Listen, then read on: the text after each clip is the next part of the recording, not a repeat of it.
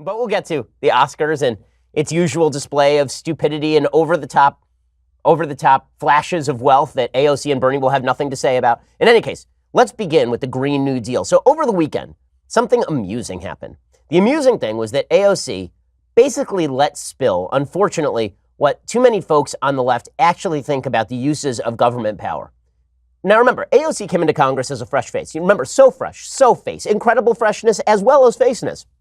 And when she joined, she was the voice of the people. She was the tribune of the people. She was going to be the new voice of an underclass that had been underrepresented for so long. She was certainly not going to be someone who tried to centralize power in herself. She was someone who only stood with the population. She's the person who stood with the downtrodden. Well, she spoke over the weekend at the New York Hall of Science. And there she suggested that she's put forward a path in the Green New Deal.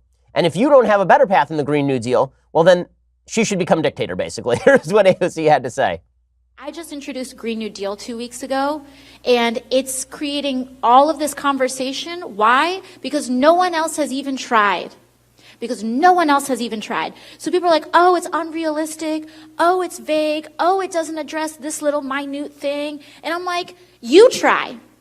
You do it. Right. Because you're not. So until you do it, I'm the boss. That's How about that? Okay, number one, I know a person who says that he's the boss a lot. It's my 2-year-old son. He says it a lot. He says, I'm the boss. He is not the boss, in point of fact. He is a 2-year-old. Also, I love when she says things like, people have questions like, over this little minute detail or that little minute detail. No. We have some questions about, the destruction of the American economy, the slaughtering of all the cows, the end of air travel, perhaps, the retrofitting or destruction of every building in the United States. If you want to classify those as minor questions, I'm sure you could do that. I mean, I guess that's a thing. Also, I will note that it's sort of hilarious when she's like, until I got here, nobody ever heard of the environment. Until I was sitting here, nobody had ever heard of this thing called the Earth. It's a big ball. It spins in space, and it's got an environment on it. And I'm the only person who ever said anything. So if you haven't said anything about the environment, well, then I'm the boss now. And Ed Markey, the senator from Massachusetts, who co-sponsored the Green New Deal, is sitting there like, what? Like, I've been here longer than you, lady. You got here 5 seconds ago. Is she really unaware that the Democrats have been pushing cap and trade for legitimately like a dozen years at this point? But I guess she is, because she is not a particularly smart person. People were making this comparison over the weekend. It seems kind of fitting. AOC is basically the Cash Me Outside girl from Dr. Phil. You do it. Right.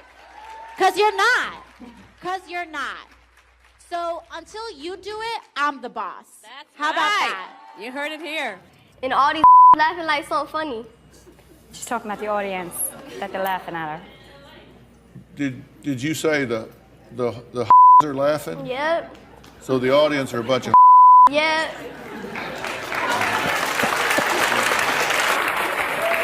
Catch me outside. How about that? Huh? Catch me outside. How about that? Well, I guess that we have a new congressperson. So that's exciting.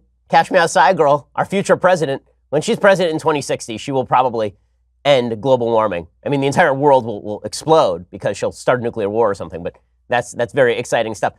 Now, what's kind of amazing about this is that what you get from AOC is that she's, number one, very irritated by criticism. Anybody who criticizes anything she ever says, she cannot take. And number two, she really wants the power.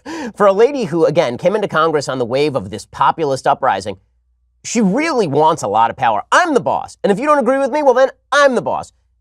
She said online sort of the same thing. She tweeted out, well, if you haven't come up with a more bold, ambitious plan than I have, then I guess I'm the boss now. And I tweeted back, listen to last Friday's show. I gave you a bold and ambitious plan. It was to bomb China and India and destroy all of their coal facilities. It's bold. Admittedly, not the best plan, but better than yours because it would at least stop climate change, presumably. So I guess I'm the boss now. Now, let's all be real. We all know who the real boss is. It's Tony Danza. But all of this is so insane. I love Nancy Pelosi just has to be sitting with her head in her hands every day over the fact that this person has somehow grabbed the headlines from her. And Nancy Pelosi, by the way, is Bane in Dark Knight Rises. She's sitting there going, do you feel in control? To AOC, because AOC actually has no control. AOC actually has no power. Nancy Pelosi is in charge of all the things. AOC brought up her Green New Deal. It didn't even get a vote in the House, which is controlled by the Democrats.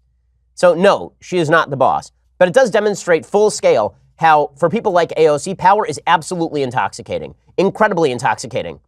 And one of the beautiful things about power means you never have to answer serious questions. So there's a piece in the New York Post about AOC today talking about the fact that it's very possible that she does not even live in her neighborhood, the one that she suggests she lives in, where she's a member of the people. Where she actually lives right now is in the Navy Yard in Washington, D.C., one of the most upscale places in Washington, D.C., paid for, by the way, because of a public-private project to build Washington Nationals Park, the kind of project that she didn't like with Amazon. In any case, the New York Post has a long piece saying that they were trying to figure out exactly where she lives in New York. Like, does she even live in her own district?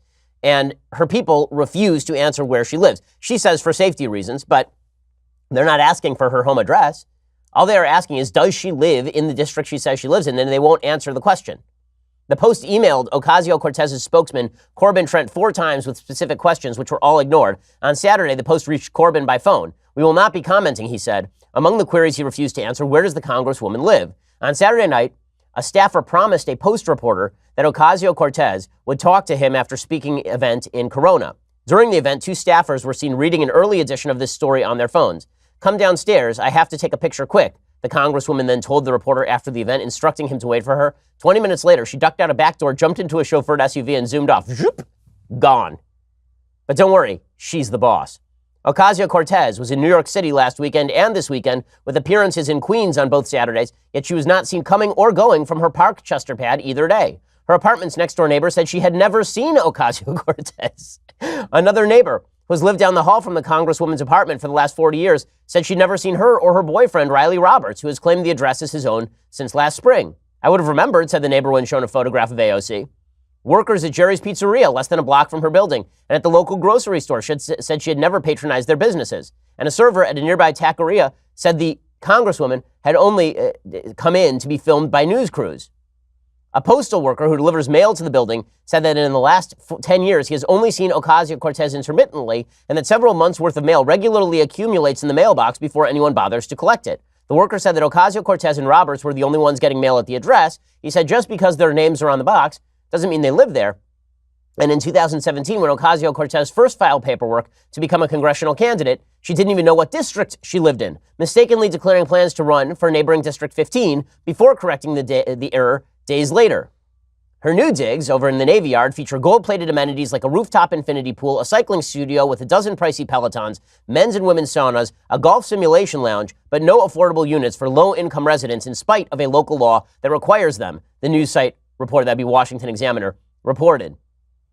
So much for all of this. Apparently, once again, Ocasio-Cortez not being clear about her own personal behavior. But the good news is she's the boss. Now, what's hilarious about all of this is what makes her the boss is that she says catastrophic things on a regular basis. I mean, stuff that is just steeped in catastrophic thinking. So, for example, AOC talks about climate change, and the way she talks about climate change is the same way a small child would talk about climate change. I say the same way a small child talks about climate change because in just a few minutes, I'm going to play you audio of a small child talking about climate change, and it's indistinguishable from AOC. Indistinguishable except for the timbre of the voice. So AOC said over the weekend that Republicans won't have to deal with climate change because, after all, they'll all be dead, which is weird because she's like 6 years younger than I am. And I speak regularly to thousands of Republicans who are younger than she is. But apparently all the Republicans will be dead, so they won't have to deal with climate change. She will have to deal with climate change. I'm 29, and I know that this is going to be the world that we're going to have to deal with, that we're going to have to live in. And with all due respect to my colleagues, but especially in like the Republican Party, it's like, you're not going to have to live with this problem. You're just, I'm sorry. I.e., you're like, too old. I mean, no, but seriously. Nancy Pelosi and Chuck Schumer are 1,000 years old. The average Democratic leader is older than the average Republican leader. So she's just saying nonsense at this point. But again, all of this is catastrophic nonsense. And, you know, Rahm Emanuel, who is chief of staff for Barack Obama, once said, never let a good crisis go to waste. So now Democrats are manufacturing massive crises, like world-shaking, end of world, all humans will die crises, so that they can say, I'm the boss. That's really what this is about. AOC is merely a miniature of what her party is. If we pretend that the problem is so looming and so big and so disastrous, but not disastrous enough for us to do anything practical like, build nuclear power plants, but so big and so disastrous that we have to wreck the entire economy on the shoals of this problem, well then, I guess that you'll have to give us all the power. I mean, that makes me the boss, doesn't it? In a second, we'll get to that. These were not even her dumbest statements of the weekend. Wait until you hear what else she had to say about the Green New Deal.